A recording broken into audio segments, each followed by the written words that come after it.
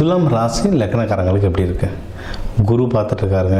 Time வந்து ரொம்ப சூப்பராக இருக்குது. சரிங்களா? நீங்கள் எடுக்கிற முயற்சிகள் எதுவாக இருந்தாலும் வின் ஆகும். இதில் வந்து நிறைய படிப்பாங்க இந்த ராசியில் இருக்கும். ஏன்னா இந்த ஜட்ஜஸ், அதுக்கப்புறம் சிஏ, இந்த பேங்கிங் சர்வீஸில் இருக்கவங்க, ஆடிட்டர்ஸ், அதுவும் இப்போ தான் உங்களுக்கு மார்ச்லாம் போச்சு, எல்லாம் ஆடிட்டிங்கில் ரொம்ப பிஸியாக இருந்திருப்பாங்க துலாம் ராசிக்காரங்க, லக்னக்காரங்க. சேல்ஸில் நிறைய பேர் இருப்பாங்க. ஏன்னா முக வசீகரம், பேசுறது நல்லா பேசுவாங்க. ஸோ சேல்ஸில் இருப்பாங்க. ஸோ இவங்களுக்கு வந்து நிறைய தொடர்ந்து படிச்சுக்கிட்டே இருப்பாங்க. சிஏலாம் இருந்தீங்கன்னா எக்கச்சக்கமாக படிச்சுட்டே இருக்கணும், நிறைய சர்டிஃபிகேஷன்ஸ் வாங்கணும். இந்த மாதிரி நீங்கள் புது விஷயங்கள் எதுவும் ஒன்று ட்ரை பண்ணுறீங்க, அதுக்கு படிக்கணும், லைசன்ஸ் வாங்கணும்னா தாராளமாக ட்ரை பண்ணால் சூப்பராக ஒர்க் ஆகும். உங்களுக்கு வந்து இதுக்கான செலவுக்கான காசும் கையில் நிற்கும். கையில் காசு ஒன்றும் எல்லாமே நல்லபடியாக நிற்கும். ஃபேமிலியில் சந்தோஷம் இருக்கும். நீங்கள் ஆக்சுவலாக வெளியே ட்ராவலே பண்ணிட்டு வரலாம். வசதி வாய்ப்புகள் இருந்தால் நீங்கள் வந்து ஃப்ளைட்லேயே ட்ராவல் பண்ணிட்டு வரலாம். சரிங்களா? இது வந்து எப்படின்னா ரொம்ப சுகவாசிங்க, இல்லைன்னா ரொம்ப ஹைஜீன் பார்ப்பாங்க. கையில் காசு கம்மியாக இருந்தால் கூட நல்ல ஹோட்டலில் போய் கொஞ்சமாக சாப்பிட்டாலும் நல்லா சாப்பிடணும்னு ஆசைப்படுவாங்க.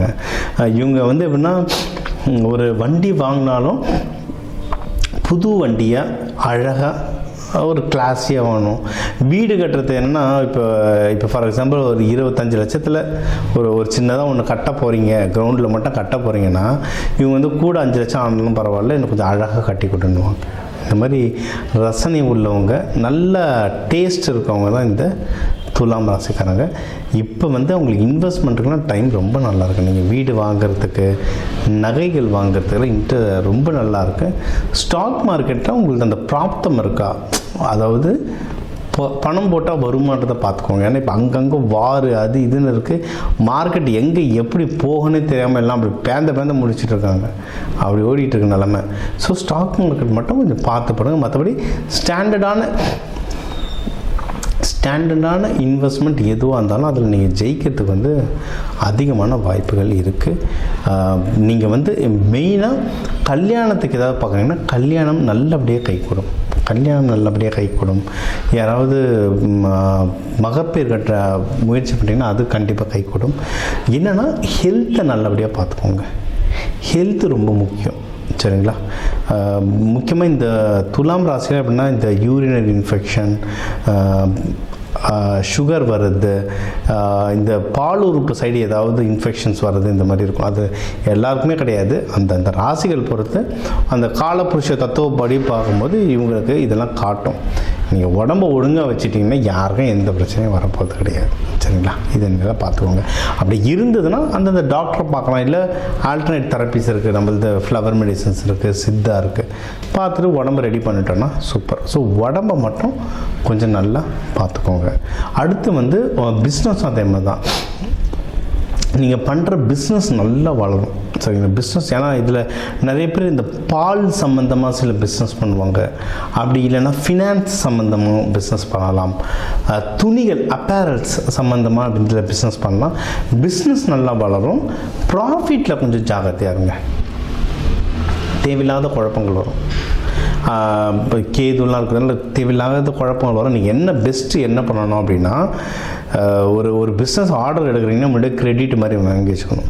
இதுதான் விதியை மதியால் வெல்ற விஷயங்கள். சரிங்களா?